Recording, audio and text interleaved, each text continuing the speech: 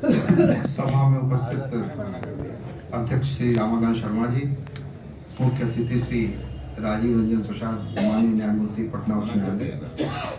विशेष अतिथि श्री योगेश चंद्र वर्मा जी, सभी आयोजक एवं श्रोतागण, आज विश्व मातृभाषा दिवस के शुभ अवसर पर इस विचार गोष्ठी में मैं चंद बातें आपके सामने कहना चाहता हूं कि जनता को न्याय, जनता की भाषा हिंदी में विचार गोष्ठी आज विश्व मातृभाषा दिवस के अवसर पर आयोजित किया जाना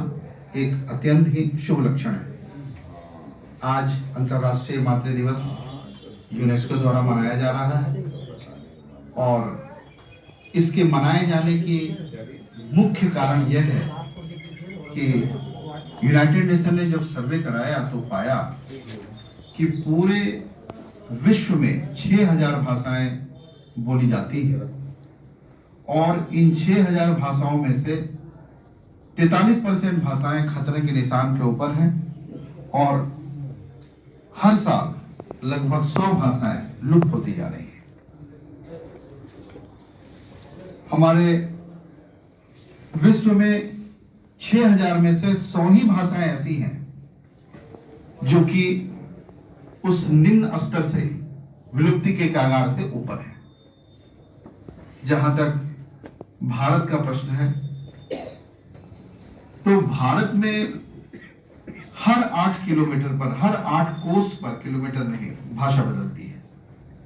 और भारत के लिए यह अत्यंत आवश्यक है कि मातृभाषा की सुरक्षा हो और इस कारण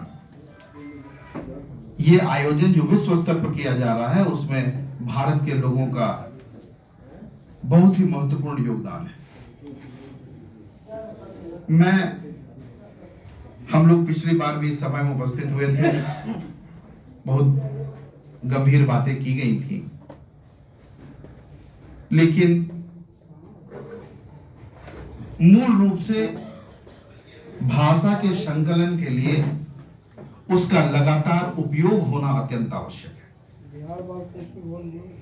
जब तक भाषा का उपयोग लगातार सतत नहीं होगा वो भाषा धीरे धीरे विलुप्ति के कगार पर जाएगी और हर वर्तमान के लोगों का यह परम दायित्व है कि उस भाषा को लिपि के रूप में सुरक्षित करें और उसका एक शब्दकोश बने। और मैं भारतीय भाषा अभियान बिहार के सभी सदस्यों से, खासकर इंजीत जी से यह आग्रह करता हूं कि कम से कम बिहार के विभिन्न भागों में बोले जाने वाली भाषाओं के संकलन करने की प्रतिज्ञा करें कि हम जब भी विचार गोष्ठियों का आयोजन करें तो इतने प्रबुद्ध लोग जो यहाँ उपस्थित होते हैं उनके पास उन भाषाओं के संकलन की सूची पहुंचे, उस शब्दकोश की सूची पहुंचे और यह एक निरंतर किया जाने वाला कार्य है। और जब तक हम ऐसा नहीं करते हमें सफलता नहीं मिलेगी। हम आएंगे, हम केवल बातें करेंगे और हम चले जाएंगे, फिर से वही स्थिति आ जाएगी। इसलिए मेरा ये अनुरोध है इस सभा के हर एक सदस्यों से कि एक कमेटी बनाई जाए और कमेटी बना के शब्दकोश का, कि जिन जिन भाषाओं के संरक्षण है उसका शब्दकोश और जो लगातार चलने वाली भाषा है जिसको दूसरे शब्द में हमारे समन्वय समिति के संयोजक योगेश चंद्र वर्मा जी ने कहा कि सरलीकरण हो। वर्तमान में चलने वाली भाषाएं अंग्रेजी हैं, सदियों से चल रही है। हिंदी में उसका सामान्य और सरल शब्द क्या हो, यह बड़ा महत्वपूर्ण है। दूसरी एक और महत्वपूर्ण बात है कि जनता को न्याय, जनता की भाषा में हम मूल रूप से मेंबर ऑफ बार या मेंबर ऑफ बेंच सभी इस बात से एग्री करते हैं कि जी बिल्कुल जनता को न्याय जनता की भाषा में मिलना चाहिए। मिलनी ही चाहिए। लेकिन हम में से कितने अधिवक्ता हैं जो सचमुच सही शब्द का इस्तेमाल करते हुए हम वैसा आवेदन फाइल कर रहा है। शुरुआत में समस्याएं हो सकती हैं। शुरुआत में हो सकता है कि हमें द्विभाषीय आवेदन दाखिल करना पड़े, एक पन्ने पर इंग्लिश, एक पन्ने पर हिंदी। लेकिन यह समस्या कुछ महीनों के बाद खत्म हो जाएगी जब न्यायालय और कार्य करने वाले सभी लोग इस बात को समझेंगे। तो यह भी एक महत्वपूर्ण कार्य है और इसके लिए यह आवश्यक है कि हम ये सभी अधिवक्ता की जो टीम है, ये टीम छोटे छोटे ग्रुप में अधिवक्ताओं के चैम्बर में जाके सहयोग करे कि भाई आपका इंग्लिश रूपांतरण देखिए मैं हिंदी में कर देता हूं, आप इसे भी प्रिंट करें। यह बड़ा आवश्यक है। इसमें एक अत्यंत महत्वपूर्ण बात मैं कहना चाहता हूं, बिकॉज सर्वोच्च न्यायालय ने जो जजमेंट्स आ रहे हैं वो 4 भाषा या कई भाषाओं में आ रहे हैं। चूंकि मैं भी इस भाषा रूपांतरण या अनुवाद समिति पटना IIT में मैं उसका एक सदस्य रहा हूं अधिवक्ता के रूप में, और मेरे ऊपर यह जिम्मेवारी थी कि आप कानूनी भाषा के शब्दों का रूपांतरण चेक करें कि गूगल या उनके अपने जो सॉफ्टवेयर्स हैं वो उसका रूपांतरण सही कर रहे हैं कि नहीं। तो मैंने ये पाया कि रूपांतरण तो है, लेकिन उस रूपांतरण में हिंदी के भाव नहीं, और बिना भाव के उस भाषा का कोई मतलब ही नहीं। इसलिए हम लोगों के लिए वो रूपांतरण, बिकॉज हम हिंदी को जब लाना चाहते हैं और इंग्लिश से जब हम हिंदी पर स्विच ओवर करना चाहते हैं, तो ये बड़ा आवश्यक है कि स्विच ओवर करते समय ऐसा न हो जाए कि हमारे हिंदी के भाव बाहर निकल जाए। और हिंदी के भाव को एकत्रित करने के लिए आवश्यक है कि हम सब लोग मिलकर यह कार्य करें। तीसरी एक और महत्वपूर्ण बात है जो डॉक्टर अरुण कुमार सिंह ने कहा कि हमें समस्या नहीं समाधान पे विचार करना है, और खासकर उनके इस मूल मंत्र के कारण मैंने ये समाधान आपके सामने प्रपोज किया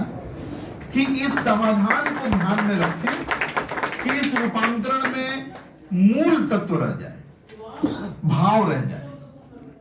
और उसके लिए हम सबों का बात करना बड़ा ही महत्वपूर्ण है। दूसरी बात जो योगेश वर्मा साहब ने कही, मैं पुनः उस बात को रिपीट करना चाहता हूं कि हिंदी भाषा का सरलीकरण हो, किताबें हिंदी भाषा में हो, रूपांतरण हो। मेरा यह कहना है कि लगभग जितने भी मुख्य कानून की किताबें उनका हिंदी रूपांतरण उपलब्ध है। जरूरत है हम सबों को उस पर काम करने की। मैं स्वयं शिक्षक के रूप में मैंने विभिन्न लॉ के विद्यालयों में कार्य किया है, बिहार इंस्टीट्यूट ऑफ लॉ में किया है, पटना लॉ कॉलेज में किया है, चाणक्य में किया है, और मैंने प्रयास किया था बच्चों को कि देखो हिंदी का उद्भट विद्वान डॉक्टरेट भी अगर CPC को हिंदी में पढ़े या हिंदी के लॉ को अगर हिंदी में पढ़े तो उसको उतनी ही तकलीफ होती है जितनी कि इंग्लिश का विद्वान इंग्लिश के स्टैट्यूट को पढ़ता है। बिकॉज कानून की अपनी भाषा है और कानून के उस भाषा का भाव पकड़ना और उस भाव में कार्य करना वो एक अलग तरह का टेक्निक है जिसे सीखना है। इसलिए जो किताबें हमारे यहाँ द्विभाषीय संस्करण में उपलब्ध है, ये हम लोगों की अहम जिम्मेवारी है कि हम इस बात को समझने के लिए, इस बात को न्यायालय को हम कहते हैं कि साहब हिंदी में जजमेंट हो, तो ये आवश्यक है कि न्यायालय में इस अभियान का प्रत्येक सदस्य हर न्यायालय में इस ज्ञान के साथ बैठा रहे कि जहां मुश्किल हुई नहीं कि वो तुरंत न्यायालय को बताए कि उधर इसका एग्जैक्ट ये है। जैसे आप असिस्ट करते हैं, ये सेक्शन है, वो सेक्शन है, धीरे धीरे धीरे धीरे ये सारी समस्याएं दूर हो जाएंगी। क्योंकि अभी हमारे मुख्य अतिथि एक ऐसे निर्णय के बारे में जानकारी देंगे जिसने कि जनता की भाषा, जनता हिंदी में एक आमूल चूल परिवर्तन आ चुका है। इसलिए समय नहीं लेते हुए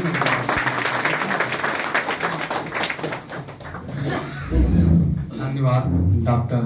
अंशुमान जी। अब मैं माननीय मुख्य अतिथि डॉक्टर राजीव रंजन प्रसाद जी को आमंत्रित करता हूं बोलने के लिए।